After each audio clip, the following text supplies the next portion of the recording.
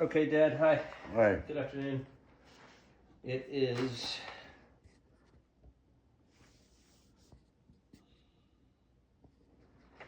Friday, April 25th, 2025. Um, we are at Napa Valley Drive in Frisco, Texas. Dad, please tell us your name, birthday, where you were born. John Harvey Knowlton, December 22nd, 1939. I was born in Minneapolis in a hospital, but I grew up in Excelsior, Minnesota, a small town outside Minneapolis. Okay. There's lots of other interview formats we can do that are like basic life questions, and we'll get to that later. Okay. But these are like specific for your kids. Okay. So, Dad, what is your happiest memory of us when I say the boys? I think just the times we spent together doing stuff.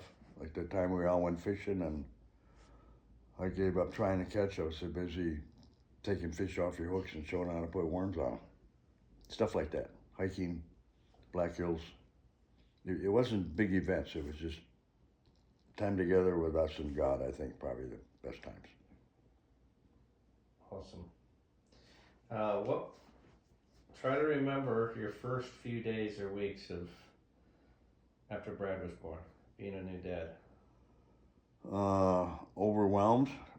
I was covering half the state of Vermont for Xerox. Um, so I wasn't traveling overnight, but Dee was the one that was handling the baby. I was kind of useless, I think. You know, diapers, all that stuff. I learned all that. Fun, exciting, stressful. Yeah, it's exciting. It's mysterious. And as Brad grew and you start making noise, and the first time they smile, and the first time they throw up on you, and you're changing their diapers, and then they're standing up and making noises, and it's every day was a surprise. That's the fun part. Well, where were you living when Brad was born? We were in an apartment in Vermont, in Essex Junction, Vermont. Okay. That's how far is that from the house where I was born? Less than a mile. Okay. What do you want or wish most for your kids? I want them to be successful, but in a biblical sense. I'd much rather they have a relationship with the Lord, so it's God, country, family. And if they do those things right, I think the other things will all work out. Example was both grandpas sat me down one day and told me, my dad's and my mom's parents, said, life's a three-legged stool. One leg is what you're good at, one leg is what you like to do, and one leg is the income that comes from that. God gives everybody gifts. As part of parenting, you have to figure out, have to help your child find those gifts. But if that's what he's good at, but if he's good at that and loves doing it and can make a decent living from, that's a pretty fulfilled person. Especially doing it in the context of a Christ-centered life. And I know people that love what they do, but they can't make a living at it. I know people that make all kinds of money at something, but they hate it, and they're miserable. So. Yeah, I totally get that. So I want them to be happy in their life, and that's more important than income. Okay, this question is in reference to Brad. Okay. What was the moment you felt most proud of Brad? Well, I was thinking of the times when he graduated from A&M, but I think it's more his career in the Navy and his retirement and the way they talked about Brad. So he achieved a lot in the Navy. It was always away from us, so we didn't always see it. And Brad's never one to brag about it. So you're gonna have to observe and dig to see what he's really done on it with his life. I'd say Navy accomplishments. Again, with regard to Brad.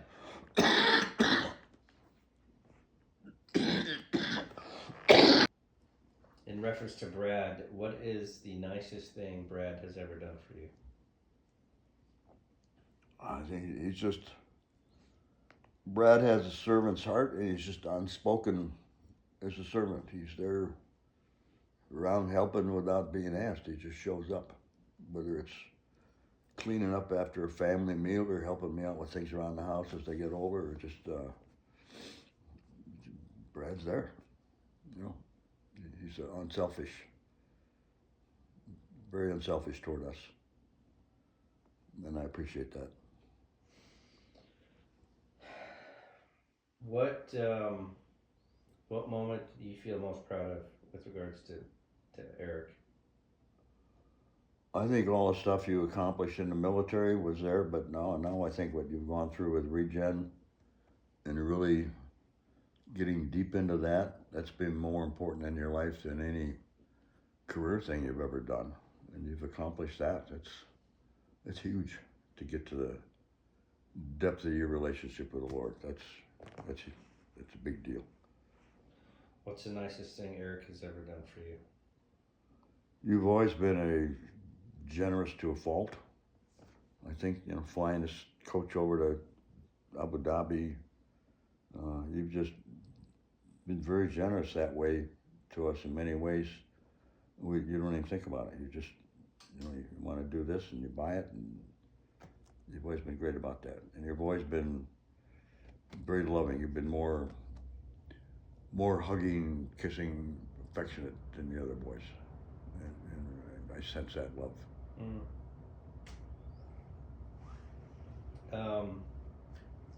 What moment do you feel most proud of with regard to Dan? I think the Eagle Scout was a big deal. But in watching Dan, whatever he does, he researches it, studies it, gets good at it, and then he dives ahead and goes into it. Whether it's motorcycle school or Eagle Scouting or playing hockey, improving his home, working on his relationships with God and his family. Dan just drives to excellence all the time. That's just the way he is. But it's a rationale, thought out, researched approach of how he does things. Yeah. And you see that pattern over and over again. He's always done his homework, and he doesn't make rash decisions. That's the way he is.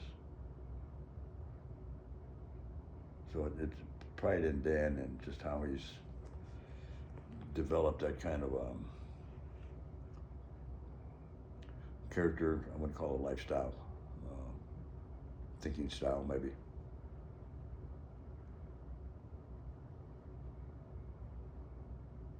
All right. Last question on this part is,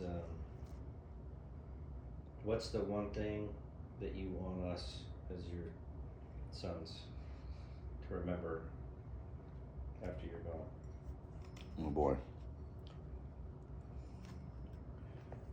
I hope you remember me for what I've taught you, but I know it's been much more.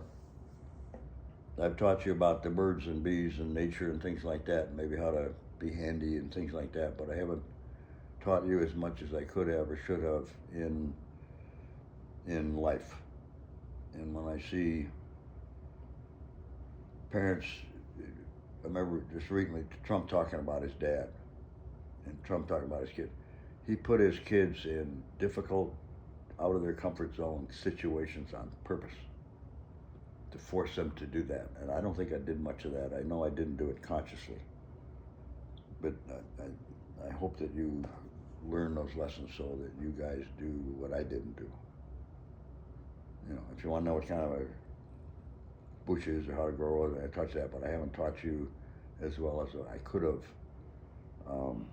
Those facing defeat, facing failure, getting back up and going back at it. I think we talked about decision making, and I think you guys do that pretty well. But I don't think I forced you into out of your comfort zone to test you and make you grow through that test. I don't think I did that very well. It kind of happened by accident anyway, but a more conscious approach would have been better. I was traveling and bringing in the bacon. Dee was doing the work at home. And that a lot of your life, I swear, I was somewhere else.